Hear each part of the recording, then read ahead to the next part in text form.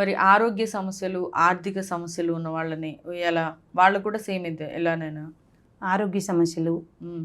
లేదా ఆర్థికంగా ఎదగలేని వాళ్ళు, హ్మ్. లేదా ఎదిగిన వాళ్ళు కుప్పకూలిపోవడం, హ్మ్. ఉన్నట్టుండి బాగా మంచిగా సంపాదించుకొని తిరిగి అంత కష్టపడి మంచిగా సంపాదించుకొని ఒక ఇల్లు నిర్మించుకున్న తర్వాత వాళ్ళు మళ్ళీ అప్పులు పాలవ్వడము, హ్మ్. మళ్ళీ వాళ్ళకి అనారోగ్య సమస్యలు మొదలవ్వడము, అలాంటి ఎందుకు జరిగిందంటే నరదృష్టి ఒకటి ఉంటుంది, హ్మ్. చెడు ప్రయోగాలు కొన్ని ఉంటుంటాయి. తర్వాత చెడు శక్తులు ఇంట్లో వచ్చి కూర్చున్నప్పుడు అలక్ష్మి వస్తే ఇక లక్ష్మీదేవత ఉంటుంది అక్కడ.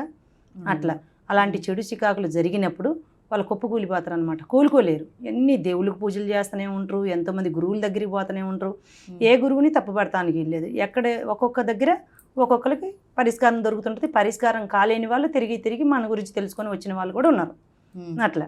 అట్లా వచ్చిన వాళ్ళకి మనం ఏం చేస్తామనంటే కొన్ని వస్తువుల ద్వారాగా వాళ్ళకి ఏ సమస్య ఉందో తెలుసుకొని ఆ సమస్యని వాళ్ళకి అంజనంలో చూసుకొని వాళ్ళకి మనం పూజలు పెట్టి వాళ్ళకి మళ్ళీ ఒక అభివృద్ధి కలిగేట్టుగా సంపద, సిరి సంపదలు, ఆరోగ్యాలు బాగుండేటట్టుగా, మళ్ళీ భార్యాభర్తల మధ్యలో ఐక్యత ఉండేటట్టుగా మనం చేసి పంపిస్తుంటాం అన్నమాట పూజలు.